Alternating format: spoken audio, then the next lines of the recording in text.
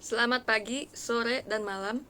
Perkenalkan, nama saya Rinadia Ratu Vinandrini dari jurusan Desain Komunikasi Visual dan kelas TEK juga. Jadi di video kali ini saya akan menjelaskan siapa nih yang ngechat nih? Tugas IPL udah belum? Mau lihat dong. Sabar ya, lagi UTW ini.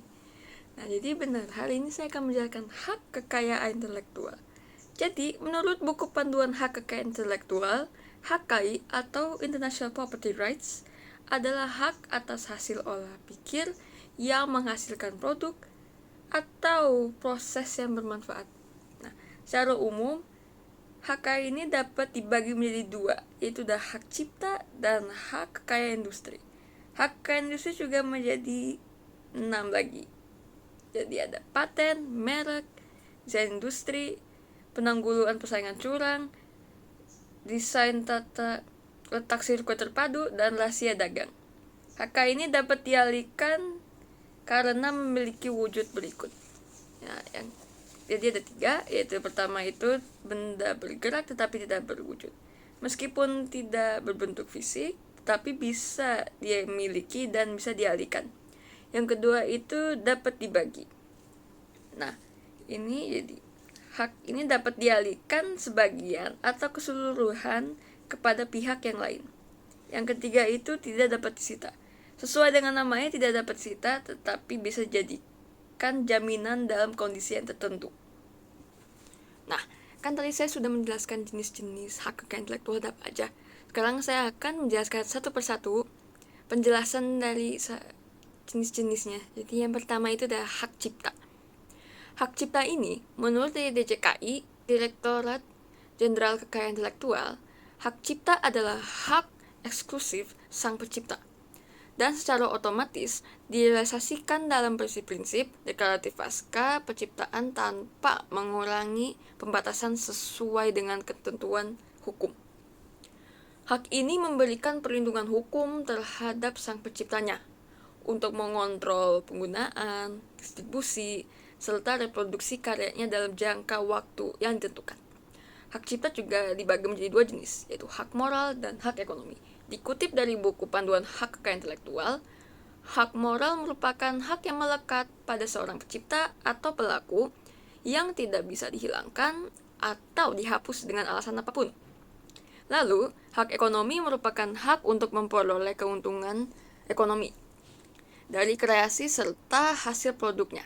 Jadi periode perlindungan hak cipta ini diatur oleh Undang-Undang Nomor 28 Tahun 2014 mengenai hak cipta. Ini dibagi menjadi 3 periode tergantung dengan ciptaan karyanya. Pertama adalah hak cipta berlaku seumur hidup penciptanya, yaitu 70 tahun ke atas setelah wafat untuk karya seperti tulisan, pertunjukan, musik, seni visual, fotografi, dan terjemahan.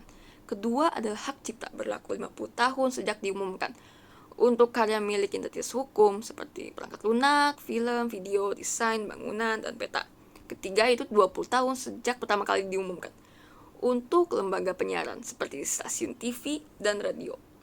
Nah, setelah hak cipta, kita sudah masuk ke hak kekayaan industri. Jadi yang pertama itu adalah hak merek.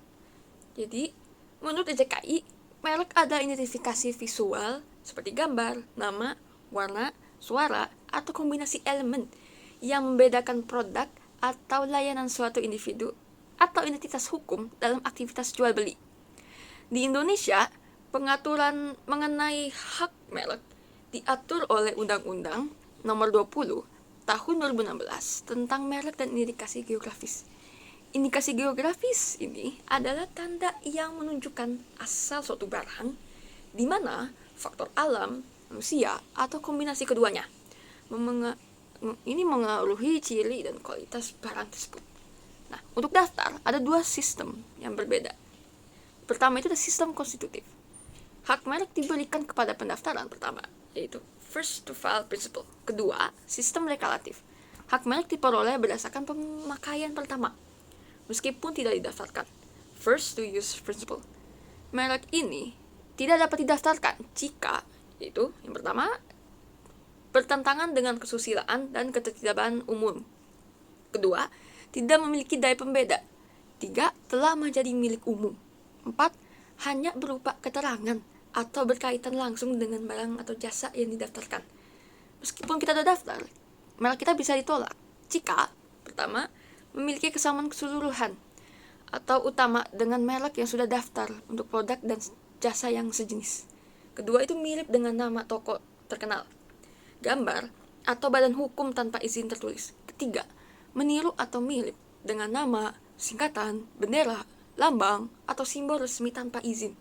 Keempat, meniru atau mirip dengan tanda, cap, atau stempel resmi negara atau instansi tanpa izin.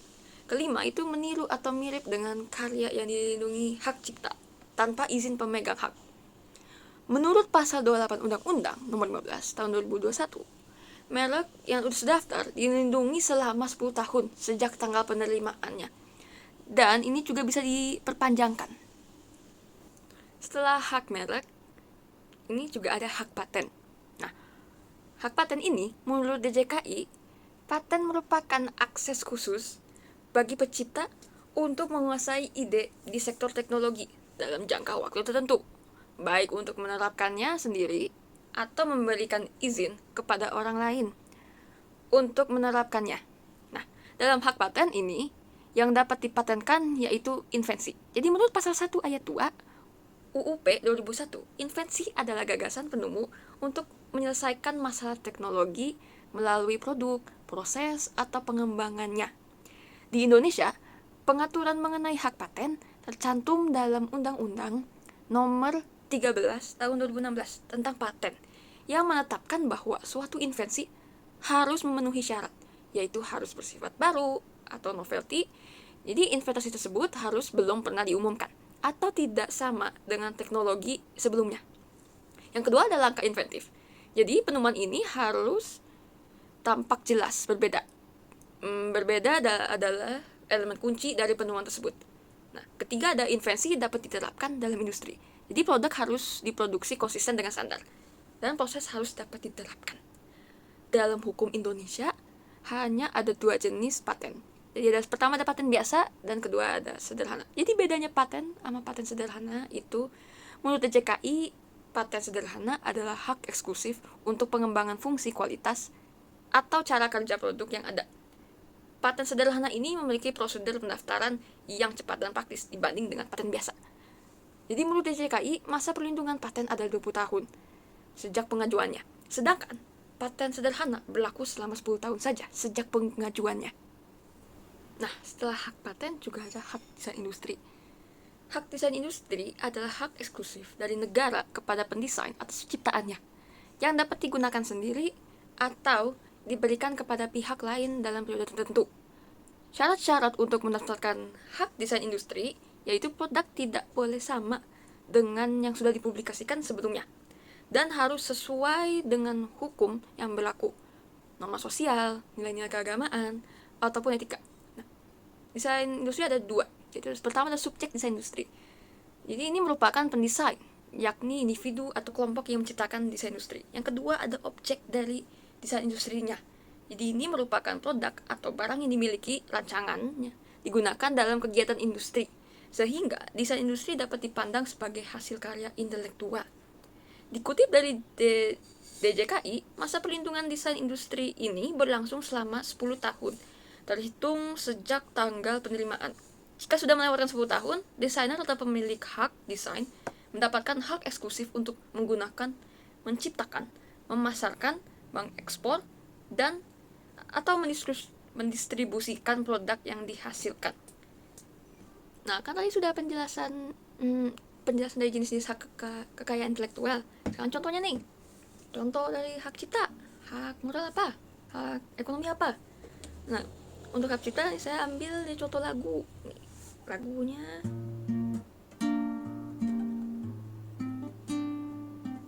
dari James Arthur kan. Dari James Arthur, judulnya Say You Won't Let Go, dia mempunyai hak cipta karena dia mengolah lagu sendiri, lirik, chordnya, nadanya, apapun lah.